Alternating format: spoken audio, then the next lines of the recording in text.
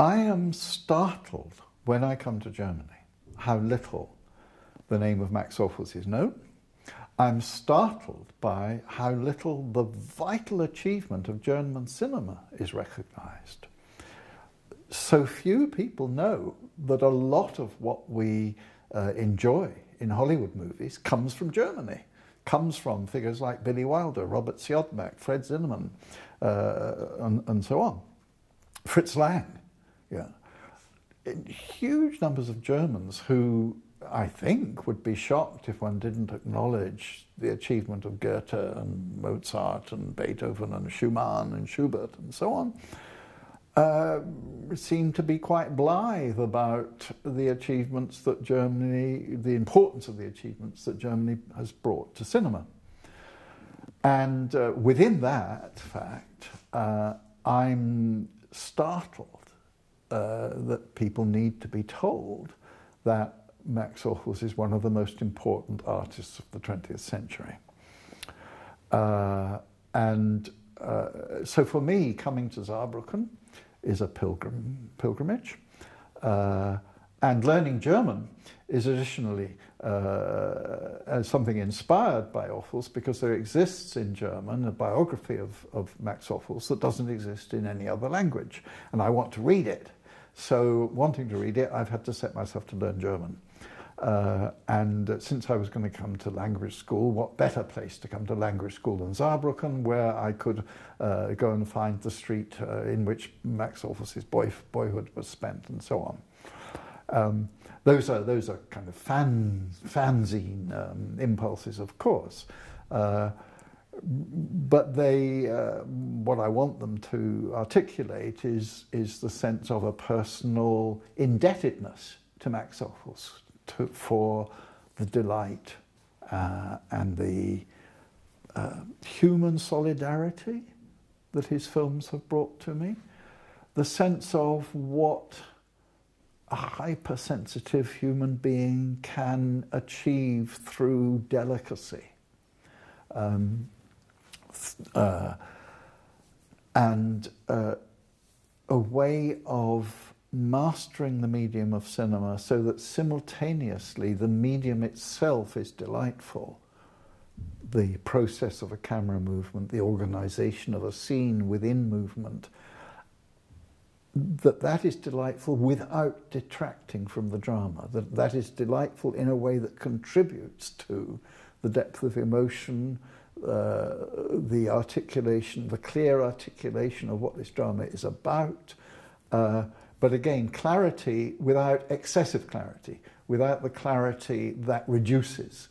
In Ophüls' work, again, miracles of performance.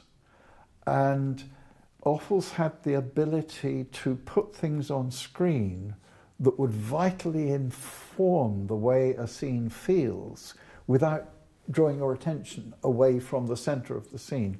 In some ways, my favorite instance of this is at the end of his film La Ronde, which was the first film he made in Europe after his return from the States, and the Second World War was over, so he was able to come back to Europe. He made a film from a play by Arthur Schnitzler, which is a circular construction of love affairs.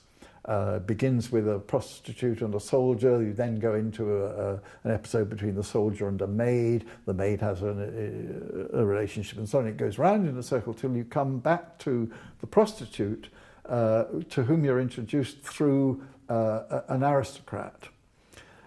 So everything in this film is about the impermanence of sexual attachments and the fickleness of human relationships. Necessarily, you can't do the Schnitzler material without that being central to the theme. So Gérard Philippe comes on in the role of the Count, who is going to have had a night with the prostitute which he can hardly remember, which he effectively can't remember. So the emptiness of this sexual encounter, the emptiness of this human relationship, which has actually had bodily, penetrative expression, is being manifest. How is that compensated? How do you carry the film away from the sense of cynicism about human attachments, human relationships that seems to embody? What Ophuls does is to give the Count a dog that follows, that stays when told to stay, so that whatever the Count does and whatever the follies in which the Count is involved, another model of dedication, of solidarity, of willingness to follow, of willingness to serve, rather than of the demand to be served, is simply present on the scene by giving the Count, in relation to the elegance of the Count, this wonderfully elegant greyhound. And there's never anything that wants to articulate the greyhound as symbolic. Simply its presence manifests another set of values than the values of human exploitation, which sexuality can be, and which the round of infidelity could otherwise seem to endorse. So that seems to be really that's an idea of genius. Schnitzler didn't say the Count comes on with a dog. Renoir doesn't say we'll see the Count buy a dog, we'll see the Count train a dog. He simply has the Count accompanied by the dog. And that's, to me, that ability to put something on the screen without having to exaggerate its presence on the screen, but to nevertheless make it inform the colour, the tone, the feeling of the scene, is what I look for in one way or another. Not everybody does it the same way with the great filmmakers.